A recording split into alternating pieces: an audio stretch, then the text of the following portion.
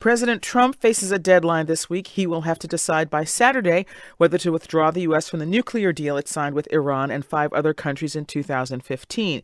The agreement loosens sanctions on Iran in exchange for limits on its nuclear program.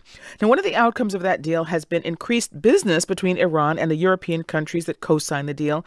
So as President Trump threatens to pull the U.S. out of the deal, there are questions about what that means for Germany, France, and the U.K. Will they stay in the deal? Will they continue to do business with Iran?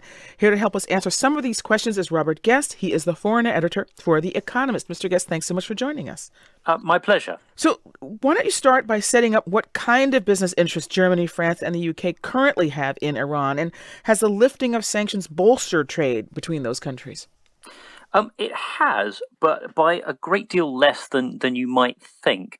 Businesses, particularly sort of the airline businesses like Airbus, the same as the American Boeing, are very keen to sell things to Iran, and they've signed some undertakings to do so, about sort of 20 billion from Airbus, roughly 20 billion from Boeing as well.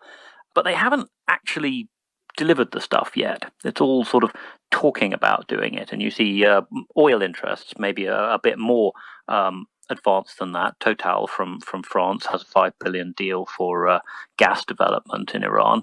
But there's been rather less than you might think, partly because not everybody's completely trusting that this deal would last forever.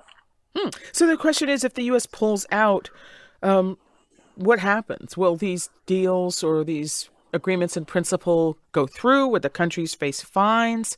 How would it work?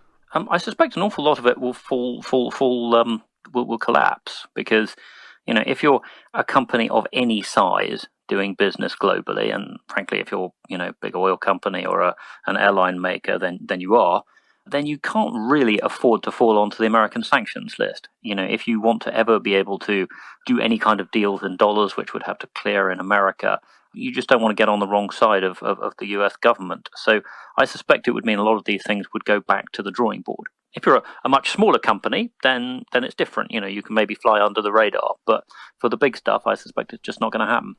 Well, the British Foreign Secretary Boris Johnson has just arrived in Washington, actually, where it looks like he will be making a last-ditch effort to persuade the Trump administration to stay in the deal. What is your sense of the arguments that he will be making? Well, he will be saying that it would be a strategic blunder to pull out of this deal. We've had the arguments being made that the Iranians have in the past lied about their nuclear ambitions. The Prime Minister of Israel, Benjamin Netanyahu, made that very publicly and in English for Mr. Trump's hearing.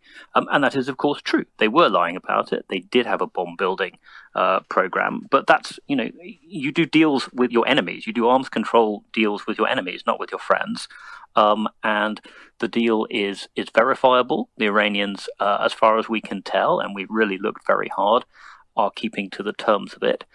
If we pull out when they're not breaking it, it's incredibly damaging to the global arms control system. It suggests that America can't be trusted to keep its word, and that's incredibly destabilizing. And that's what I think Boris Johnson will be telling him.